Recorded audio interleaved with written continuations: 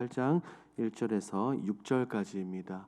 구약성경 이사야서 28장 1절에서 6절까지 제가 한 절, 여러분들이 한 절, 마지막 6절은 우리 함께 읽도록 하겠습니다. 에브라임의 술 취한 자들의 교만한 면류관은 화 있을 진저, 술에 빠진 자의 성 곧 영화로운 광같이 기름진 골짜기 꼭대기에 세운 성이여, 쇠잔에 가는 꽃 같으니 화 있을 진저.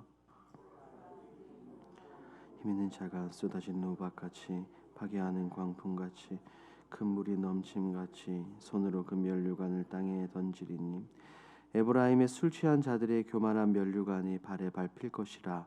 그 기름진 골짜기 꼭대기에 있는 그의 영화가 쇠잔에 가는 꽃이 여름 전에 쏘익은 무화과와 같으리니 보는 자가 그것을 보고 얼른 따서 먹으리로다. 그날에 만군의 여호와께서 자기 백성의 남은 자에게 영화로운 면류관이 되시며 아름다운 화관이 되실 것이라. 재판석에 앉은 자에게는 판결하는 영이 되시며 성문에서 싸움을 물리치는 자에게는 힘이 되시리로다. 함께 아멘. 이사야서 28장 1절에서 6절까지 말씀을 함께 나누도록 하겠습니다. 오늘 본문은 계속해서 심판과 복에 대한 이야기가 등장합니다. 이 우리가 읽은 이 28장부터 이사야서 34장까지는 그 진행 방식이 거의 똑같습니다. 하나님께서는 악인들을 심판하시는 반면 의인들은 남은 자들에게는 감싸 주시고 복을 선포하시는 내용이 계속해서 반복해서 등장합니다.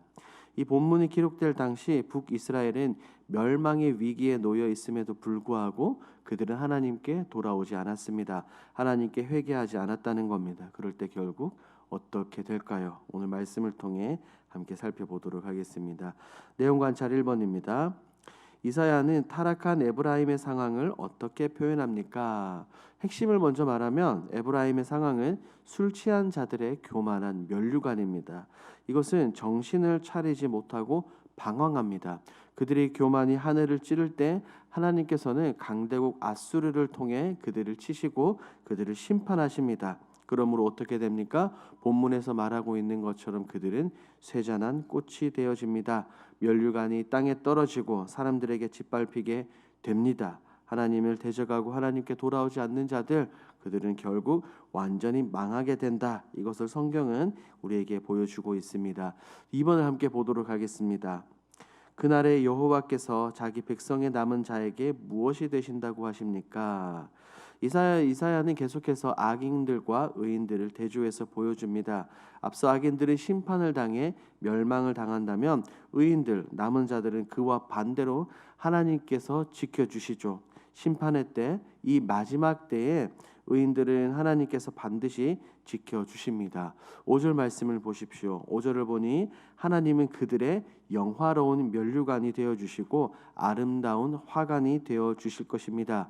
이것은 하나님의 백성들이 의지해야 될 면류관은 이 북이스라엘처럼 교만한 면류관이 아니라 진짜 면류관은 오직 하나님이라는 것을 우리에게 알려주고 있습니다. 이렇게 하나님만 신뢰하시는 저와 여러분들이 되길 주님의 이름으로 축복합니다.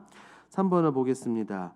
하나님께서는 왜 에브라임의 면류관을 심판하시고도 남은 자들에게 영화로운 면류관이 되어 주십니까?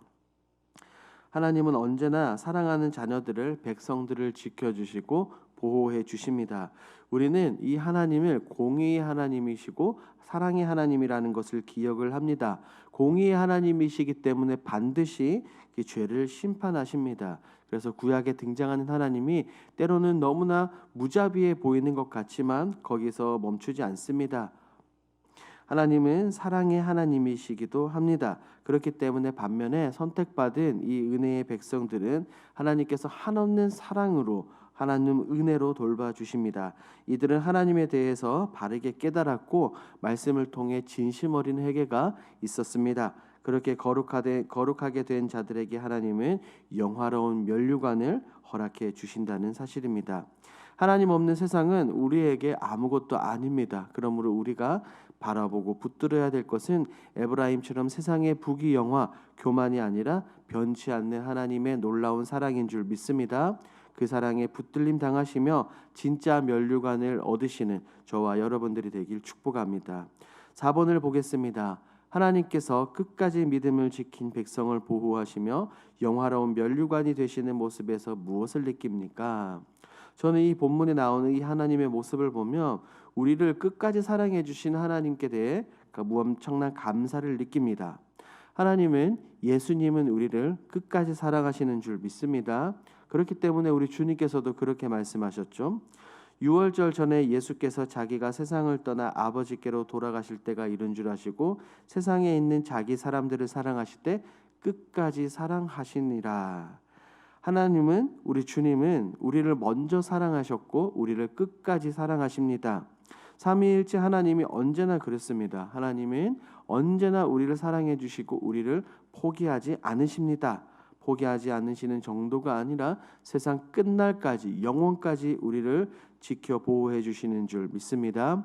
이런 모습들을 보며 우리가 붙들어야 될 것은 하나님밖에 없습니다. 세상은 변하고 사람들은 변하더라도 나를 향한 하나님의 놀라운 사랑은 영원히 변하지 않습니다. 그 영원한 사랑에 푹 잠기시는 여러분들이 되십시오. 5번입니다. 내가 하나님 대신 취해 있는 세상의 면류관은 무엇입니까? 여러분, 사형리를 아십니까? 아마 신앙생활하면서 한 번쯤은 들어보셨으리라고 생각되어집니다. 이것은 성경에 나오는 핵심을 네 가지로 압축하여 복음을 전달합니다. 그 그림을 보면 내 마음의 중심에, 내 마음의 의자에 내가 앉아 있습니다. 우리는 기억을 해야 됩니다. 내 마음의 중심에, 내 마음의 의자에 내가 앉아 있는 것이 아니라 하나님이 앉아 계셔야 한다는 것입니다. 하지만 너무나도 많은 사람들이 그 자리, 하나님 자리 대신에 세상의 것, 내가 원하는 것, 나의 우상들이 많이 자리를 잡고 있습니다. 오늘날 여러분들의 마음의 중심에 자리 잡고 있는 우상은, 여러분들의 마음의 중심에 자리 잡고 있는 세상의 면류관은 무엇입니까? 직장입니까? 돈입니까? 자녀 손들입니까? 건강입니까?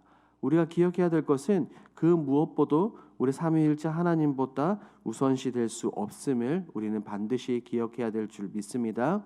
그렇기 때문에 사도 바울은 로마서 1장에서 이렇게 말하죠. 또한 그들이 마음에 하나님 두기를 싫어하며 하나님께서 그들을 그 상실한 마음대로 내버려 두사 합당하지 못한 일을 하게 하셨으니, 악인들, 유기된 사람들, 버림받은 자들은 공통적으로 마음에 하나님 두기를 싫어합니다. 여러분들은 어떻습니까? 무엇이 지금 여러분들의 마음의 중심에 자리 잡고 있습니까? 그것이 무엇이든지 간에 속히 내려놓고 그 자리를 하나님으로, 말씀으로 채우시기를 축복합니다. 5-1번입니다. 세상 면류관 대신 영원하신 하나님을 면류관으로 삼기 위해 무엇을 결단하겠습니까? 간단합니다. 여러분, 진리의 말씀으로 진리의 허리띠를 띠십시오. 진리의 허리띠를 굳게 매셔서 오직 하나님만 바라보십시오. 여러분들의 시선을 세상이 아닌 하나님께 고정하십시오. 그리고 믿음의 경주를 끝까지 달려나가십시오. 사도 바울은 이 빌립보서에서 이렇게 말하죠. 표대를 향하여 그리스도 예수 안에서 하나님이 위에서 부르신 부름의 상을 위하여 달려가노라. 우리는 딱 저 하늘, 하나님만 바라보며 달려나가야 합니다. 시선을 하나님께 고정하십시오. 말씀처럼 좌로나 우로 치우쳐서는 안 됩니다. 세상에 있는 것들은 언제든지 변하기 마련입니다. 하나님과 하나님 나라, 말씀, 본향, 의를 향하여만 달려나가시는 저와 여러분들이 되길 주님의 이름으로 축복합니다. 아멘. 이 시간 기도하겠습니다. 첫 번째, 오직 하나님만 바라보는 신앙을 가지게 하옵소서. 두 번째, 세상의 헛된 영광이 아니라 영원하신 하나님을 영화로운 면류관으로 삼게 하소서. 세 번째, 다음 세대들이 세상의 기준이 아닌 말씀을 기준으로 살아가게 하옵소서. 이와 같은 공동기도 제목으로 기도하시고 여러분들이 가지고 오신 개인기도 제목으로 자유롭게 기도하시다가 돌아가겠습니다. 우리 주여 힘차게 부르짖고 기도합니다.